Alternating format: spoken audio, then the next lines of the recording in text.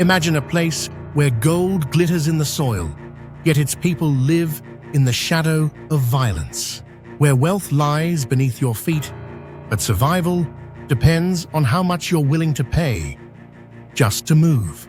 This is not fiction. This is Eastern Congo, and today we're uncovering the dark journey of gold, from war-torn hills to the gleaming towers of Dubai. This is a story of power, pain, and profit, and it's time the world knew what's really going on. Breaking the myth, it's not just about gold. When we talk about the crisis in Eastern Congo, media often simplifies it.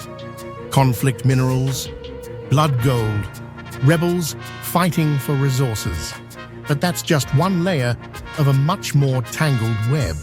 The violence here goes far beyond gold. In fact, armed groups tax anything that moves. Cattle, charcoal, cassava, even the guy on a motorbike. One investigative report put it chillingly, everything that moves will be taxed. These militias, many of which began as local self-defense groups, now behave like mini-governments. They hand out building permits, control roads, and tax daily life. They don't just fight for minerals. They fight to control life itself. Enter the gold, fueling the war economy. Now let's zoom in on gold. Because while it's not the root cause of conflict, it is the lifeblood of this war economy. Look at this map. Each dot marks a gold mine. Behind those dots are hills filled with thousands of young men digging with bare hands, shovels, and pans. This is artisanal mining. Grueling, dangerous, and mostly unregulated. These mines are surrounded by armed groups. Soldiers linger, offering security in exchange for payments. Gold, still unrefined as flakes or powder, is handed off to buyers. But to get it to market, you have to run the gauntlet. The gauntlet of roadblocks. Welcome to the roadblock system, the arteries of this shadow economy. Congo has thousands of them. Every few miles, there's a checkpoint manned by someone with a gun. Could be a militia, a soldier, or even a government official. You pay or you don't pass. A motorbike might pay a few bucks. A truck? Up to $700 at one checkpoint.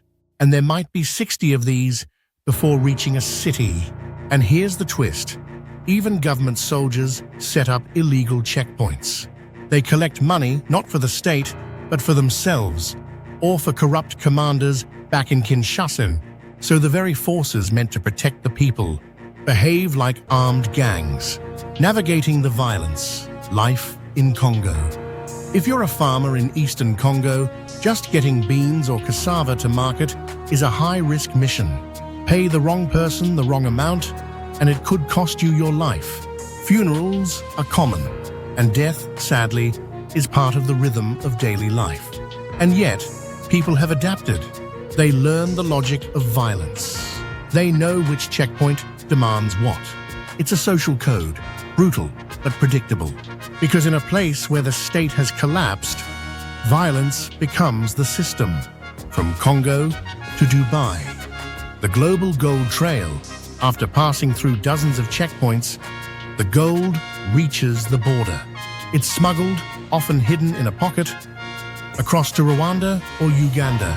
There, it's refined, sometimes by businesses tied to national armies, sometimes by individuals under US sanctions for fueling war. In Uganda, gold exports went from $500,000 in 2014 to over $2.3 billion in 2023. That's not a miracle, it's a red flag. That's gold soaked in Congolese struggle. From there, the gold is flown to Dubai, a glittering metropolis built on oil and free trade. Here, it enters the global market. You could be wearing it right now and never know where it came from. Why this matters. Our role in the war economy. We live in a world connected by invisible threads. Our jewelry, our electronics, our investments, they can be tied to suffering we'll never see. The Congo conflict is not a distant tragedy.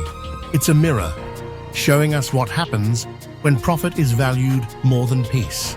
But this isn't a hopeless story. There are people on the ground, journalists, researchers, peace workers, risking their lives to document and expose this system. Organizations like the International Peace Information Service, IPIS, are mapping mines, tracing gold, and pushing for change. The ghost state. When government becomes a brand, in Congo, the idea of the state is more like a brand, a logo without power. You'll see soldiers in uniform, national flags, and administrative buildings. But behind the scenes, much of the control lies in the hands of armed networks and corrupt elites. A local miner may pay taxes to the state and to a militia. Government officials may issue mining licenses while also helping traffickers get gold across borders. It's a blurred line where legality and crime often look the same. And this confusion is not accidental. It's a system built to stay murky, because clarity would mean accountability. Investigations have linked gold exports from Congo and its neighbors to firms in Switzerland, the UAE, India, and even the US. The gold flows through middlemen. Paperwork is adjusted. And by the time it hits the retail market, its bloody past is wiped clean. This is called laundering conflict resources, and gold is perfect for it. It's small, high in value, and easily melted, mixed, and rebranded. Outro, what you can do. So what do we do with all this? First, we stay informed. Then we push for transparency in supply chains. And we support the voices in Congo who are fighting not just for survival, but for justice. Gold shouldn't cost blood, and the world can't afford to keep ignoring this. Thank you for watching. Subscribe if you want more in-depth stories the headlines won't tell you. And if this moved you, share it. The more people know, the harder it becomes